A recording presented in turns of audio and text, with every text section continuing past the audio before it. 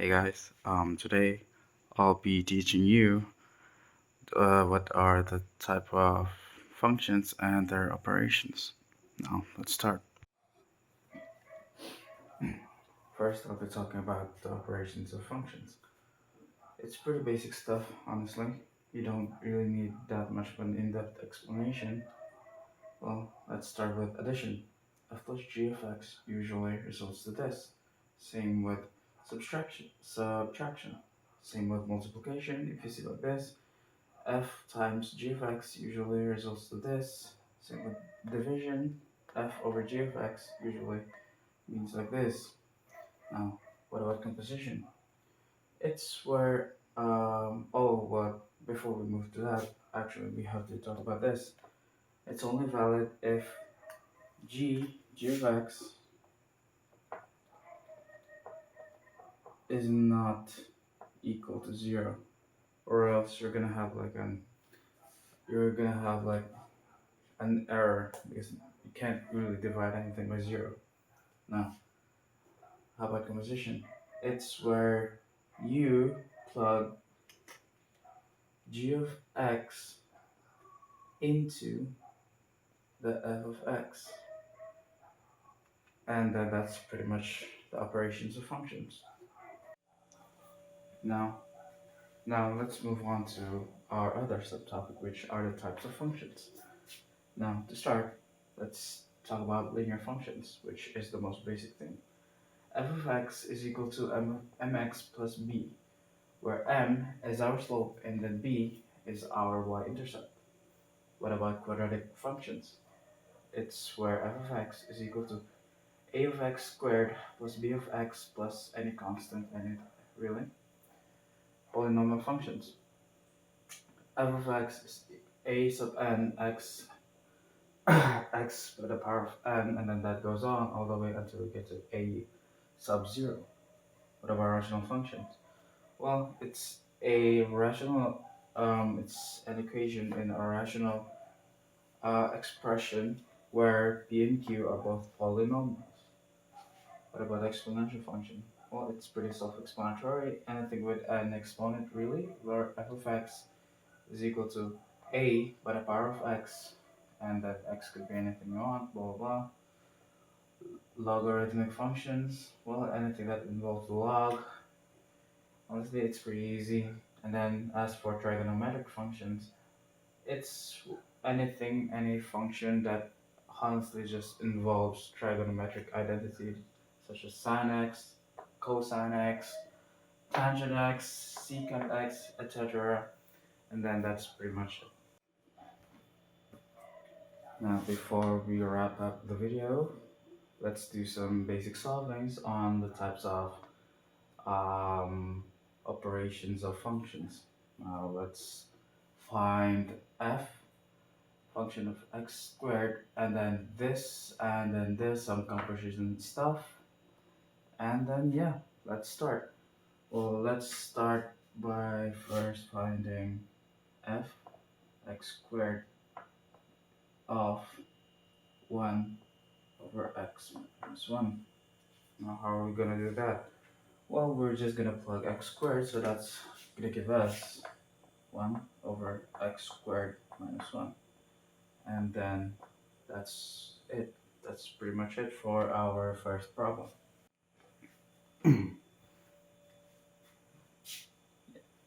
And the next thing we're gonna try to find is the second function, which the whole thing gets squared. And then it's pretty basic, honestly. It's just you do this, and since it's bracketed and the whole thing gets squared, honestly, you just do this where both the numerator and the denominator get squared. So 1 squared is equal to 1.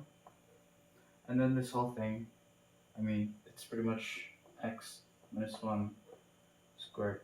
And whether or not you want to apply the binomial theorem on the denominator, that's you. You can try it out for yourself. Now, on to the next example. Now, how do we go on about solving a composition? Well, It's honestly pretty basic, like this, since that is our original equation. We're just gonna plug f right back in like this, 1 over, and then our original function here, which is gonna look something like this. It's minus 1, because we just changed x to the original function. Now, again, you can simplify this. You can simplify this if you want, but that's pretty much the gist of it. And then, well, same thing as the composition with negative x on it. Now, let's just to give you a basic idea of how to do that, but with a negative 1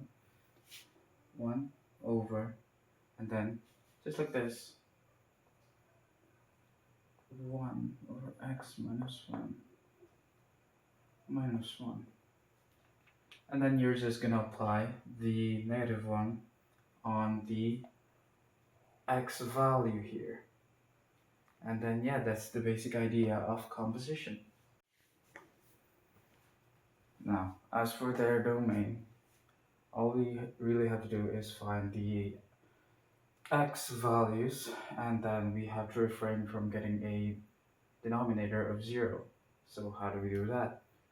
Well, like I said, our domain is going to be any element. X is going to be an element of any real number as long as x is not equal to positive or negative 1, because if you plug that in, it's gonna result to 0. So that's gonna be our domain for this equation. Now, what about the domain of the second function, which is f x squared? Well, it's pretty much same as the original equation, but just slightly different. Where x is an element of any 7 numbers, where x is not equal to positive 1, and then that's pretty much our domain for this function. As for the last two, composition, this is going to be our domains. And then why is this? Because, well, this is the domain of the first one, and this is the domain of the second one. X cannot equal to 1, the first one, or 2, because that's going to result in a denominator of 0, which is going to result in an undefined. Same thing with negative 1 and negative 2 for the second composition, because that's going to result in a denominator of 0 again. And then that's pretty much it.